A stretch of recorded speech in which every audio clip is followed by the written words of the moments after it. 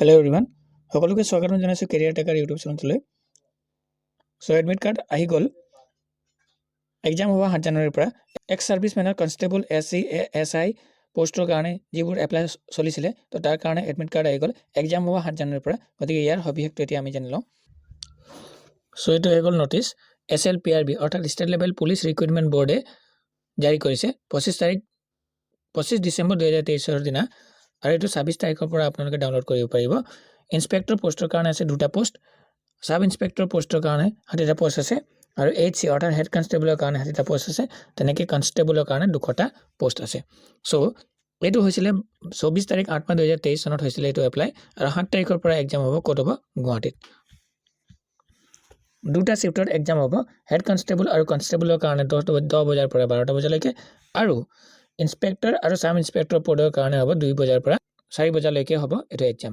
এইটো 26 তাৰিখ অৰ্থাৎ কালিৰ পৰা 10 বজাৰ পৰা আৰম্ভ হৈ গ'ল। এইটো ডাউনলোড কৰিবলৈ আপোনালোকে slprb.assam.in গৈ কিনে আপোনালোকে ডাউনলোড কৰিব পাৰিব। লিংকটো ডেছক্ৰিপশ্যন বক্সত দিয়া হ'ব। গতিকে এক্স সাৰ্ভিসমেনৰ কাৰণে যোনে এপ্লাই কৰিছে যদি আপোনালোকে জানে তেওঁলোকলৈ এই ভিডিঅ'টো শ্বেয়াৰ কৰি দিব। আৰু যদি আপোনালোকে কেৰিয়াৰ টেকাৰ ইউটিউব চেনেলটো ছাবস্ক্ৰাইব কৰা নাই তেন্তে কেৰিয়াৰ টেকাৰ ইউটিউব চেনেলটো ছাবস্ক্ৰাইব কৰি ল'ব।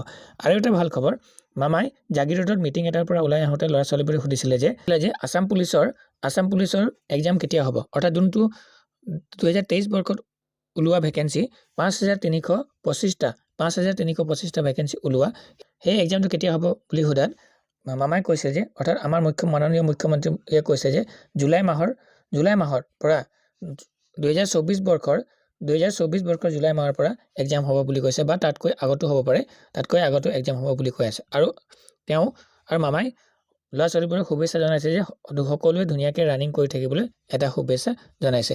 গতিকে সকলোৱে ৰানিং কৰি থাকক। যদি আপোনালোকে আসাম পুলিচৰ কাৰণে প্ৰিপাৰেশ্যন কৰি আছে তেন্তে ধুনীয়াকৈ ৰানিং কৰি থাকক, লগতে পঢ়িও থাকক। সো আমি আসাম পুলিচ গ্ৰেড 3 গ্ৰেড 4 আৰু এছএছচি জিডিৰ কাৰণে আমি প্ৰিপাৰেশ্যন চলাই আছোঁ। গতিকে আপোনালোকে আমাৰ কেৰিয়াৰ টেকাৰ ইউটিউব চেনেলটো ছাবস্ক্ৰাইব কৰি ল'ব। আৰু আমি ABUBSI অৰ্থাৎ আসাম পুলিচৰ এক্সাম জুলাই মাহৰ পৰা হ'ব বুলি কৈছে, বা তাতকৈ আগতো হ'ব পাৰে। গতিকে আপোনালোকে প্ৰেক্টিছ কৰি থাকক। সো আমি আন্দাজে এটা ল'ব পাৰিম যে ADRE 2.0 অৰ্থাৎ গ্ৰেড 3 আৰু গ্ৰেড 4ৰ এক্সামবোৰো জুলাই মাহৰ পিছৰ পৰা আৰম্ভ হ'ব।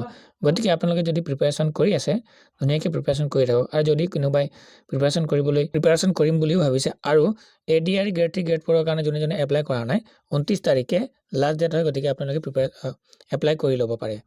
সো যদি আপোনালোকে আসাম পুলিচ গ্ৰেড 3 গ্ৰেড 4ৰ কাৰণে প্ৰিপাৰেশ্যন কৰি আছে তেন্তে এই চেনেলটো কেৰিয়াৰ টেকাৰ ইউটিউব চেনেলটো আপোনালোকে ছাবস্ক্ৰাইব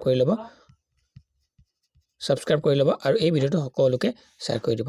সো ভিডিঅ'টো সম্পূৰ্ণকৈ চোৱাৰ বাবে সকলোকে ধন্যবাদ থাকিল।